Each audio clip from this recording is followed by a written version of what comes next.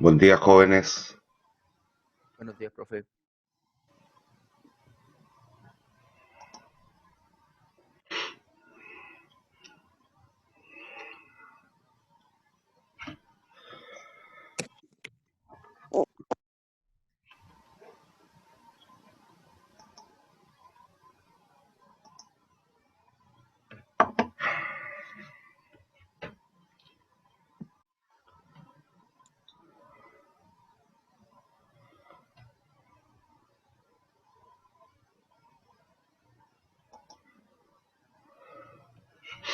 Ya, vamos a compartir pantalla al tiro.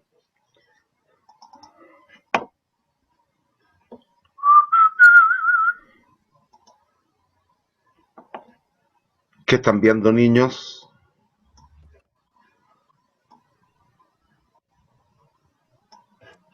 Unidad 2, comportamiento del consumidor en la demanda.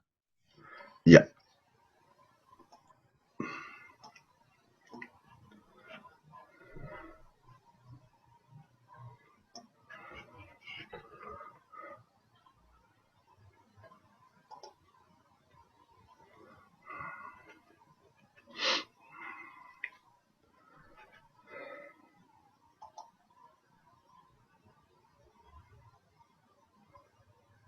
¿Y alcanzan a ver bien? ¿Leen bien?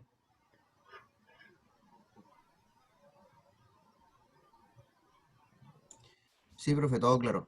Ya. Vamos a esperar un par de minutitos que todavía hay niños, hay compañeros tratando de entrar.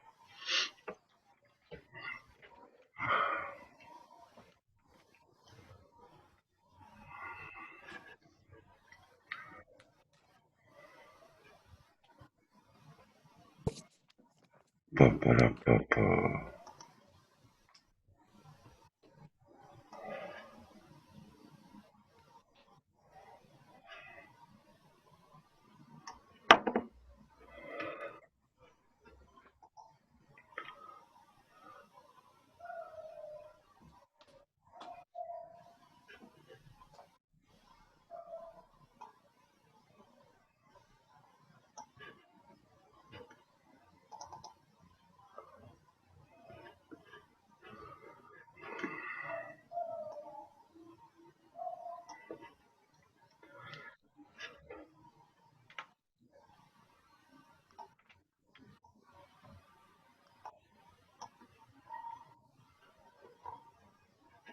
Bien, démosle. A contar de hoy día, jóvenes y señoritas, comenzamos la unidad número 2. Y en esta, el objetivo último que vamos a perseguir es determinar la demanda, su interpretación y los atributos o cuestiones que la pueden modificar. Para esto, lo primero que hemos de analizar es el comportamiento del consumidor. Y esto tiene que ver con el modelo mental, la forma en la cual nosotros tomamos decisiones respecto de los bienes de consumo. ¿Hay dudas en esa concepción gruesa que estoy dando? No, profe. Ya está, démosle. Vamos a la otra. Vamos a la otra. Vamos a la otra. Ahí. Lo primero que vamos a analizar entonces son las preferencias de los consumidores. Vamos a tratar de trabajar con lo que es la teoría de la utilidad. Obviamente después ya lo hemos conversado cuando analizamos el problema económico. Hablaremos de la restricción o el recurso que es más apremiante para cualquiera de nosotros seres normales, no individuos marginales como aquellos que tienen, por ejemplo, una gran cantidad de platita o recurso monetario para el consumo de los distintos bienes y servicios. Vamos a hablar del individuo promedio, es decir, de cualquiera de nosotros, que lo que más nos apremia es el presupuesto, el ingreso, la renta, para efecto de poder satisfacer todas nuestras necesidades o aquellas que hemos jerarquizado, hemos priorizado y nos urge soberanamente el tratar de satisfacerla. Dentro de la misma unidad vamos a tratar de deducir los conceptos de demanda monetaria, demandas compensadas o reales. Y para esto vamos a seguir dos enfoques, el enfoque de Hicks y el enfoque de Slutsky, uno que es muy bonito académicamente, el de Hicks, pero que tiene o se le pueden hacer ciertas críticas, porque es bastante teórico y se sustenta en una cuestión que es subjetiva. Y el otro enfoque, que es el de Slutsky, este es profusamente aplicado en la práctica y es el enfoque que se sigue para el cálculo, por ejemplo, no solo en Chile, en cualquier país, del IPC. ¿Han escuchado hablar del IPC? Sí. Tienen que haber escuchado, yo creo. Ahora, ¿tienen claro qué es lo que es? Eso ya es un tanto más discutible. El IPC es el índice de precios al consumidor y este índice está directamente vinculado al nivel de satisfacción o bienestar de la sociedad o de los individuos. Entonces, un tema importante y para la determinación del IPC se ocupa el enfoque de Slutsky. Después, bueno, tal cual dije, vamos a tratar de determinar la ley de la demanda, que ya la conocemos, la hemos mencionado en las clases anteriores, y la función de demanda. Y también la curva de demanda, que es la representación gráfica de dicha función bajo alguna condición dada, que es lo que en algún minuto también mencioné como la condición de ceteris paribus. Si todo lo demás quedara constante, la curva de demanda sería esta. Bueno, ¿qué es lo que la determina? ¿Cuál es su impacto en el mercado ante cambios o variaciones en alguno de los atributos que la definen? Y finalmente hablaremos un poquito de los coeficientes de elasticidad. Un coeficiente de elasticidad es muy probable que en algunas otras materias ya lo hayan visto, en mecánica, en química, etcétera, pero en el caso nuestro, eso es lo que va a tratar de vincular, ya sea el ingreso con el consumo o los precios con el consumo, o si usted quiere al revés, da lo mismo. Consumo con ingreso, consumo con precio, y también a efecto de determinar qué es lo que ocurre entre los distintos bienes, vamos a hablar un poquito sobre el coeficiente de elasticidad precio-consumo cruzada. Y ese lo que trata de hacer es determinar qué tipo de relación existen entre dos bienes.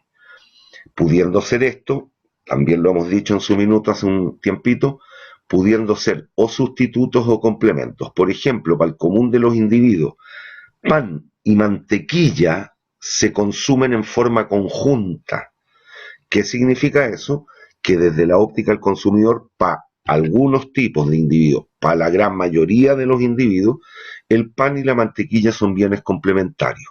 Pero por otra parte, para mucha gente también, la margarina y la mantequilla pueden actuar como si se tratara de bienes sustitutos, que significa que cualquiera de ellos satisface una cierta necesidad particular y tiene que decidir cuánto va a consumir de margarina, cuánto de mantequilla. Pero es uno o el otro, a diferencia del pan con mantequilla, que para poder satisfacer la necesidad deben ser consumidos en forma conjunta. En el caso de los bienes sustitutos es uno o el otro. ¿Hay dudas? No, ¿Hay dudas? no, profe. Démosle. No, profe. Ya. ¿Cómo decide el consumidor el cómo, valga la redundancia, comprar los distintos bienes y servicios que se le ofrecen? ¿Qué es lo que legisla o regula dicha acción? Y esto se sustenta, analícense ustedes, cada uno en particular, se sustenta nada más que en las preferencias o los gustos. Si yo consumo café y en particular la marca Nescafé, porque es la que más me satisface. No obstante, hay una serie de otros sustitutos de ese en particular que es el que yo consumo. ¿Y por qué consumo él? Porque es el que prefiero, es el que más me gusta. ¿Hay dudas? No, profe. Alguien podría decir, es que no me alcanza la plata para comprar otro, me podría gustar un café de grano. No, pero si estoy hablando del café soluble, el que yo frecuentemente consumo es el Nescafé. ¿Y por qué lo hago? Porque lo prefiero sobre el Dolca, el Monterrey, el Cruzeiro, etcétera. ¿Hay dudas? Y son de precios más o menos similares, es decir, efectivamente no me voy a desangrar económicamente si compro uno o el otro. ¿Hay dudas? No. Bien. Entonces, parece que ya no está entrando nadie más. La teoría del consumidor, entonces, ¿de qué nos va a preocupar? De determinar el cómo el consumidor trata de satisfacer sus necesidades de la mejor manera posible. Y para esto, ¿en qué nos vamos a fijar? En un concepto que es subjetivo. Es un concepto subjetivo. ¿Cuál? El de utilidad. Esto es un concepto subjetivo, pero ciertamente nos permite explicar el comportamiento del consumidor. ¿Qué es lo que vamos a entender por la utilidad en lo sucesivo cuando estemos en la teoría del consumidor? Por el nivel de satisfacción que proporciona el consumo de bienes a determinada velocidad. Es decir, cuando yo me tomo un café al día, 2 cafés al día, 3 cafés al día, 4 cafés al día. Siempre esto es una tasa, es una velocidad y por tanto es por unidad de tiempo. No obstante, van a notar que aquí a nivel de la microeconomía vamos a hacer un análisis atemporal. ¿Qué significa eso? Que vamos a trabajar en un solo periodo. Si vamos a tener una foto y no un video. Si lo queremos ver en cuadros por segundo. La foto es estática, el video es dinámico. Hay dudas, pero obviamente el sustento teórico que analizaremos permite explicar el video, no solo la foto. ¿Hay dudas? Jóvenes señoritas. No, profe. Listo. Tal cual dije entonces, vamos a explicar y tratar de concebir el modelo mental en el cual el consumidor basa sus decisiones de consumo. Y esto tiene que ver con las preferencias de consumo. Ahora, tal cual mostramos en una lámina anterior, vamos a incluir también en el análisis lo que da cuenta de su restricción presupuestaria, que este es el recurso limitativo para el individuo. Limitativo. Esto es la utilidad o la satisfacción. Utilidad. Y conocido el mapa que describe las funciones que reflejan la utilidad del consumidor. Conocido esto. Teniendo en cuenta la restricción a la cual vamos a estar sometido el común de los consumidores, trataremos de determinar un modelo formal para determinar el por qué consume tanto y cuánto de cada cosa, de cada uno de los bienes, a eso me refiero. ¿Hay dudas? Niños, jóvenes No, profe, no. señoritas. ¿Ah? Me Bueno, parece si que se no. quedan, si se quedan calladitos, cabros, yo asumo que están entendiendo y voy a seguir. Sigo.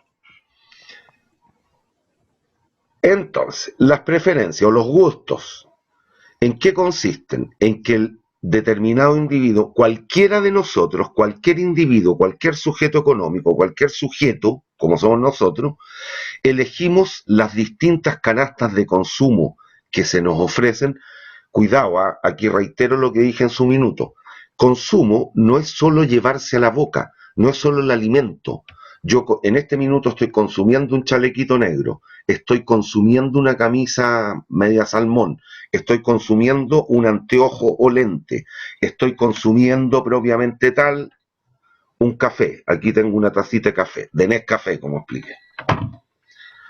Y no es que le esté haciendo propaganda no pagada, ni subliminal tampoco, pero es el que más me gusta, por lo menos.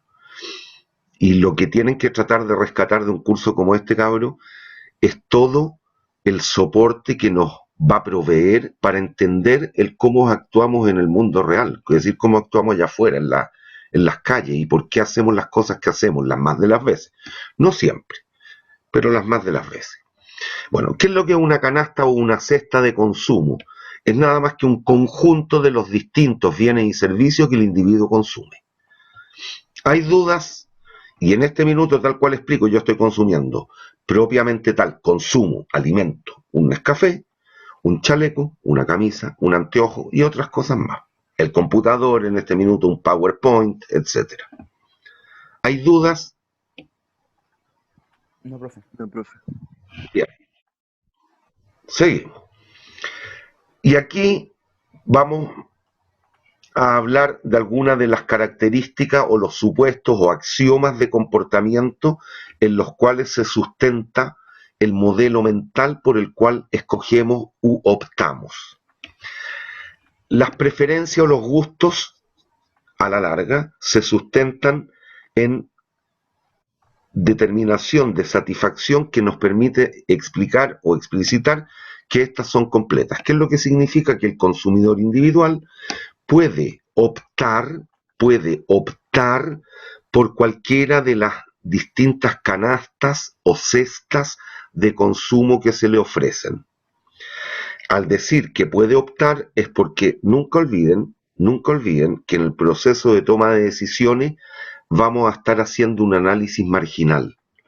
¿Y qué significa un análisis marginal? Matemáticamente, el cambio, la diferencia, la derivada, si lo quiere ver matemáticamente. Y no sé si logra entender que cuando usted calcula una derivada, determina una diferencia, es porque está comparando dos situaciones o dos estados. Y va a optar por aquel, si es que decide optar, por aquel, en este caso, y enfrentado a la teoría del consumidor, por aquel estado que a su juicio, por aquella canasta, por aquella cesta de consumo, que según su juicio le ofrezca un mayor nivel de satisfacción, utilidad o bienestar. ¿Hay dudas? No, profe. ¿Quién es el que me habla? El Mancilla, ¿no? Sí. Parece que el único que tengo activo, porque los demás todos callados, pero si se quedan callados, reitero, jóvenes, yo he de asumir que están entendiendo, por lo tanto voy a seguir. No se queden con dudas, por favor.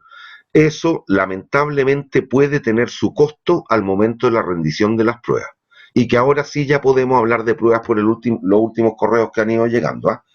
Si vamos a tener la prueba el 25 de mayo, el 30 de junio, creo que era el 4 de agosto, el 11 de agosto y el 13 de agosto. ¿Hay dudas? No, profe. No, profe.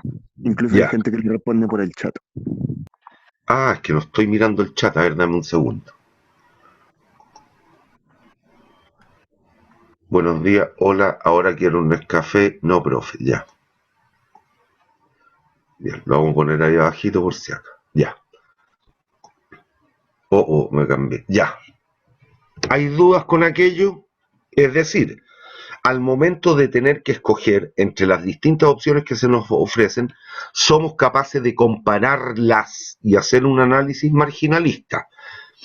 ¿Hay dudas? No, profe. No. Bien. No, profe. Segunda propiedad, que después yo les voy a dar otras características o explicados de otra forma. Transitiva. ¿Qué significa transitiva? Esto es el supuesto de transitividad, valga la redundancia, pero mucho tiene que ver con la coherencia en la toma de decisiones. Pero cuidado, recuerden que la economía hace un análisis causa-efecto, es decir, lo que nosotros vemos en el mundo real son los efectos, es el comportamiento de los individuos. Y para dicho estudio, lo que tratamos de hacer entonces es encontrar las causas que motivaron a que el individuo se comportara de esa u otra forma. Ojo, desde el ámbito económico. No estoy hablando del por qué el gallo los carabineros, estos giles que andaban en el auto ayer le pegaron unos balazos a los manifestantes. No, estoy hablando desde la óptica económica. La otra ciencia, perdón, ese tipo de problemas son para otras ciencias, no para nosotros, no para la economía. ¿Hay dudas? Bien. ¿Qué tiene que ver este supuesto de la transitividad con la coherencia? ¿Qué significa eso de la coherencia? Que debiéramos ser coherentes, consecuentes o consistentes en la toma de decisiones. Me explico. A mí me gustan las legumbres. Estoy hablando de ejemplos reales, ¿eh? Me gustan las legumbres. Y yo soy un buitre, como de todo. De lo que se le ocurra yo me lo como. Me gustan los porotos, los garbanzos, las lentejas. Cuando debo escoger las más de las veces entre porotos y lentejas, yo prefiero poroto. Cuando tengo que escoger entre lenteja y garbanzo, las más de las veces voy a escoger lentejas.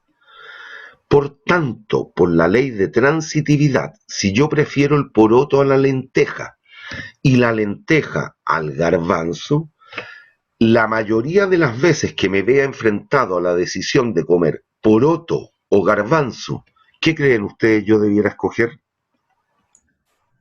Porotos. Rotos. Listo. ¿Hay dudas? No. Ahora, No, profe. cuidado, estoy diciendo las más de las veces. ¿Por qué? Porque como estoy explicitando, me gustan esas tres legumbres.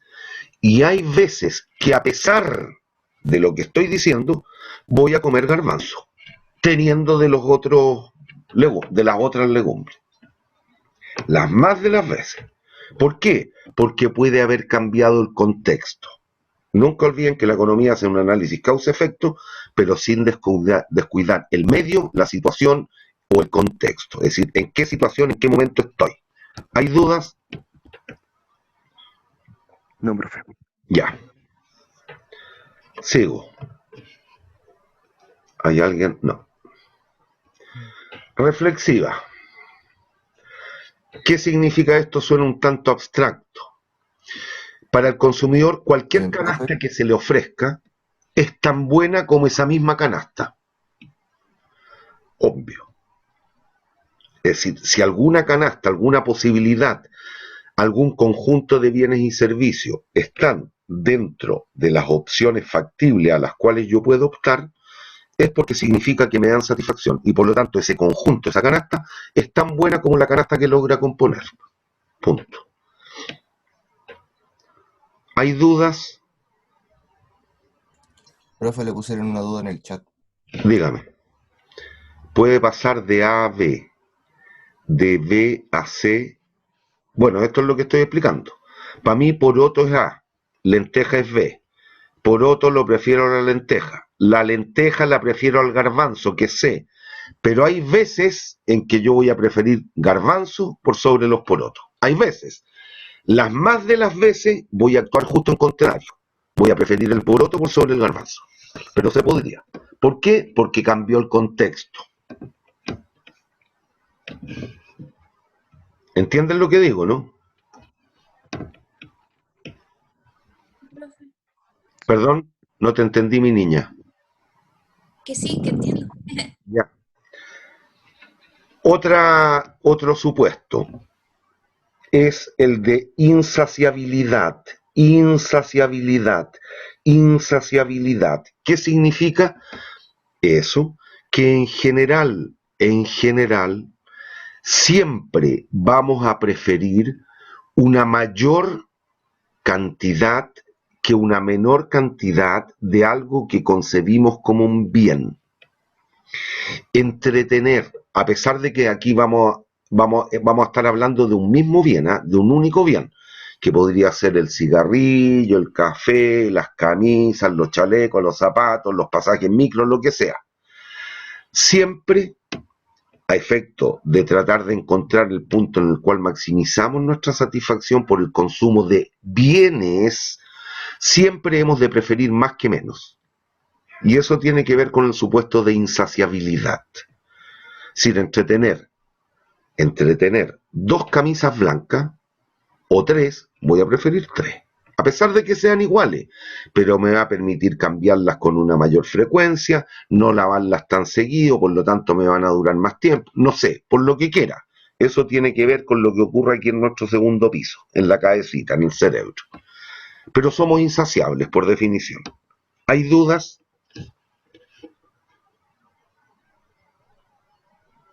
No, profe. Jóvenes, señoritas, vamos a la otra. Bueno, y aquí ya una cuestión matemática. Déjenme ver una cosita, permítanme. Ya. Podemos agregar lo siguiente, y que son importantes. Me voy a devolver. Ah, bueno, por aquí tengo un huequito. Ya, aquí voy a rayar. Primero, vamos a, que lo hemos mencionado muy a la pasada, racionalidad.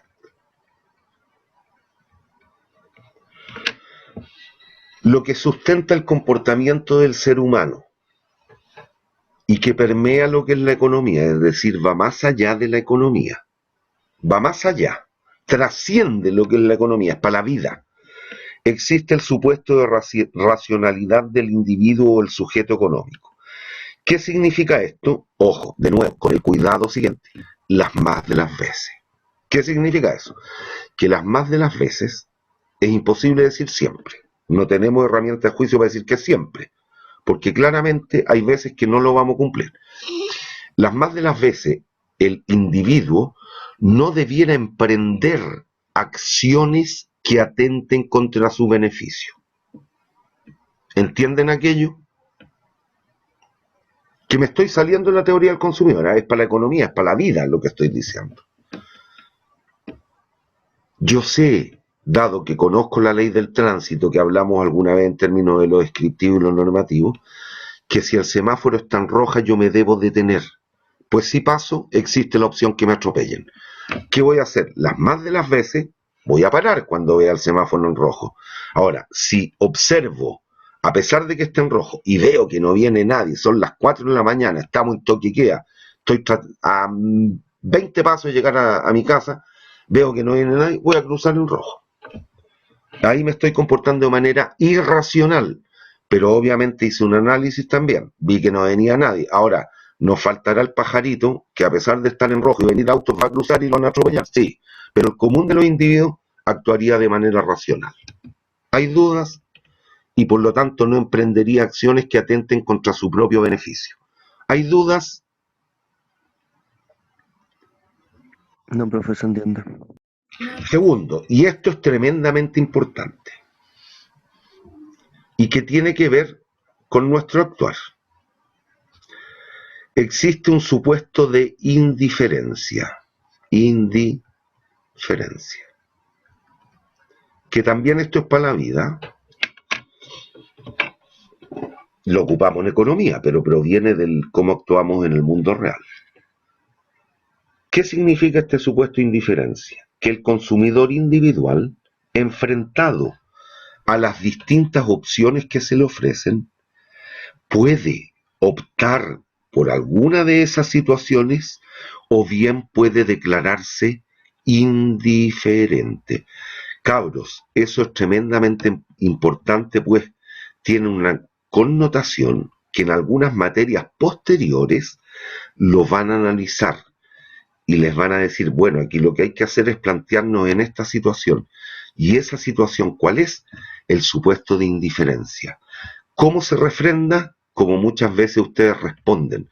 Cuando están con un amigo y, por ejemplo, quieren ver una película en Netflix o en la televisión, o algún canal en particular, el 7, el 13, muchas veces ustedes van a responder, me da lo mismo.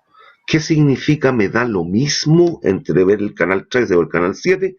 Que me declaro indiferente.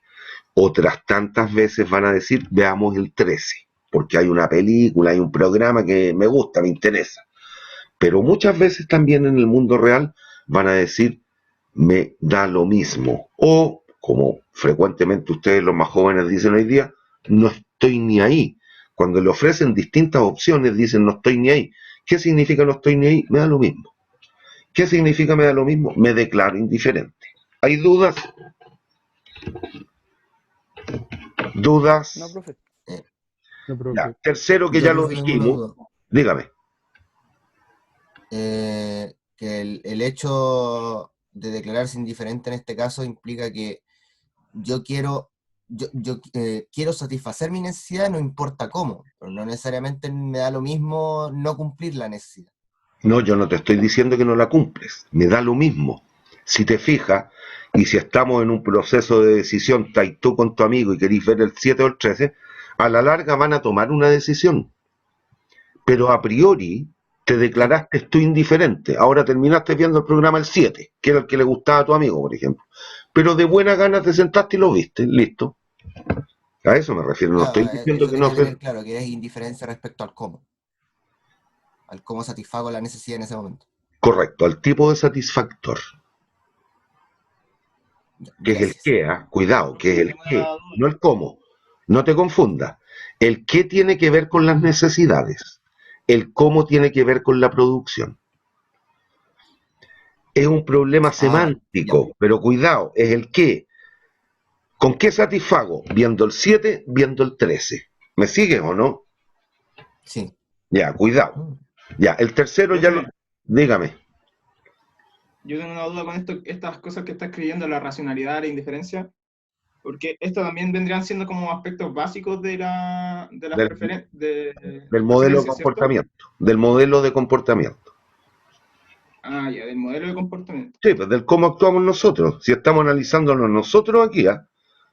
No es algo en Pero, abstracto, no es el Donald Trump, no es, no sé, po, el pasmado del Felipe Bianchi o qué sé yo, no. Supongo que no hay ningún pariente del Bianchi en este curso. Pero bueno, para los que les gusta el deporte, por lo menos estoy hablando. Ya. Insaciabilidad.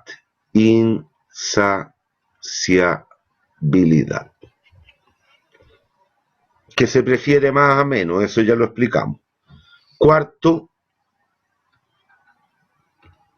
supongamos que ahí me quedó la I. Coherencia o transitividad. Si lo quiere ver matemáticamente, el supuesto de transitividad. Y quinto, que no es el más importante, pero para allá vamos, un supuesto de transparencia del mercado. Transparencia del mercado. ¿Y qué significa eso? Que cada vez más el consumidor individual tiene conocimiento cabal de los distintos bienes y servicios. Y lo estamos viendo, si se dan cuenta, en el mercado alimentario con los sellos negros que tienen hoy día los alimentos. Cada vez más se nos está informando de las características intrínsecas de cada uno de los distintos bienes y servicios. Pero esto va más allá. Ahora, no es el más importante. Pero ¿a qué nos referimos con transparencia del mercado? Que el consumidor individual o el consumidor tiene información perfecta. Es decir, tiene toda la información respecto a los bienes y servicios que va a consumir. Eso no es tan cierto. Porque, por ejemplo, se exigiría, que nosotros conozcamos cuánto le están pagando a los gallos que, por ejemplo, procesaron el café para que lo echaran al tarro y después yo me lo pudiera tomar cuando compré el tarrito. ¿Usted cree que me interesa de verdad cuánto le pagaron al gallo que manufacturó el tarro que yo me estoy consumiendo? Créame que no.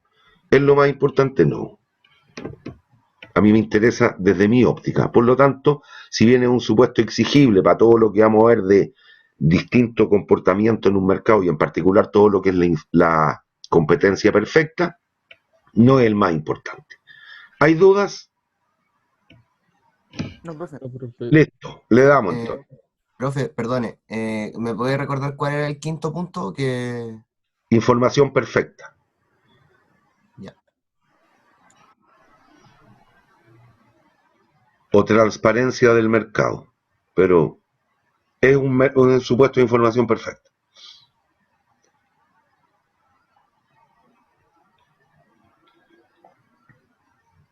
¿Ya estamos? Bien, entonces esto lo voy a explicar después, ¿eh? Esto va a ser consecuencia de lo que vamos a analizar. Entonces, ¿en qué nos vamos a sustentar para determinar el cómo los individuos tomamos las decisiones? En un concepto de utilidad. ¿Y qué es lo que es la utilidad? Es una función, un atributo, una característica, una cuestión a la larga, subjetiva, que lo que va a tratar de hacer es medir la utilidad o... No estoy grabando. Sí, profe, sí está grabando. Y Sí se está grabando. ¿Y por qué no veo el punto rojo? ¿Estoy grabando? Aquí no sale. Sí, siempre me aparece aquí el puntito rojo a mí. No me había dado cuenta, pero ¿estáis seguros que estoy grabando? Al menos a mí me aparece el punto Sí, rojo. profe, a mí me sale que sí. A mí también Ya. me sale, profe. Bien. ¿En qué lo vamos a sustentar? En la utilidad o satisfacción. ¿Y qué es lo que es eso? Es una cuestión, reitero, subjetiva. es imposible, y esto depende de cada uno, es imposible que a la larga permitamos comparar dos sujetos o individuos. Esto nos va a permitir hacer un análisis cardinal, es decir, para un tipo en particular, yo no puedo comparar, yo sí sé que si hay dos individuos que tienen sed, un día de mucho calor y tienen sed, requerirían o les gustaría tomarse distintos volúmenes de agua. Yo sé que cada uno por sí solo, en la medida que se tome un vaso de agua, va a terminar más satisfecho que antes de haberlo tomado porque tenían sed. ¿Cuál de los dos, si Juan o Pedro, quedó más satisfecho? Imposible determinarlo. Esto depende de cada uno de nosotros. ¿Y por qué? Porque se van a dar cuenta en el transcurso de las clases que lo que para uno, como un cierto bien, puede ser importante, para mí un bien puede ser muy importante, para otro individuo es un bien de escaso consumo. Lo consume tarde, mal y nunca, mientras que yo lo consumo todos los días. Entonces la concepción que tenemos respecto de los determinados bienes y servicios depende de cada uno de nosotros. Por lo tanto, nos vamos a sustentar en un concepto que es subjetivo, pero cuidado, que no por ser subjetivo no nos permite hacer un muy buen análisis de la teoría del consumidor. ¿Hay dudas? No, profe. Listo. Y el concepto de utilidad lo hemos de disgregar, separar, en la utilidad total y la utilidad marginal. El concepto de utilidad total es, tal cual su nombre lo dice, la satisfacción o el bienestar que en total me proporciona el consumo de un bien a determinada velocidad. Cuando digo determinada velocidad, 5 unidades al día, 7 unidades al día, 8 unidades al mes, 25 unidades al año, siempre esto se refrenda contra la variable tiempo. Es una tasa, es una velocidad el consumo. Mientras que el concepto de utilidad marginal, y aquí una vez más nos vamos a sustentar en lo matemático, ¿qué es lo que será entonces la concepción de lo marginal en matemática? El cambio. Por ejemplo, si X es la cosa que estoy consumiendo, diremos que la utilidad marginal es el cambio en la utilidad total provocado por el cambio en la velocidad de consumo de alguna cosa. ¿Hay dudas? ¿Hay dudas? ¿Podría explicar eso último de nuevo, profe? Yo quería un ejemplo, profe. También. Es que analízate tú, po. Si te tomáis, te gustan las cervezas, te tomaste una cerveza, ¿eso te da o no satisfacción? Sí, Te tomaste una segunda, ¿te da o no te da satisfacción el haber tomado dos ya? sí, Te Sí. tomaste la 15ª, ya es mucho, ya. ya estáis borrados, estáis curados, te empezaste a sentir mal. Es la cosa, se empezó a concebir como un bien o como un mal. Como un ¿Qué les mal, dice el juicio? como un mal. Como un mal. Bueno, ¿qué es lo que ocurre? Ese concepto de utilidad marginal es lo que podríamos inferir te proporcionó de satisfacción o de bienestar la segunda cerveza, la tercera, la cuarta, la quinta, de una en una. Eso es lo que estoy diciendo. Se nos va a cortar, cabros, nos vemos en 10 minutos. Ok. ¿Se entendió o no? Sí, profe. Sí, Profe. sí, sí, Chao. profe.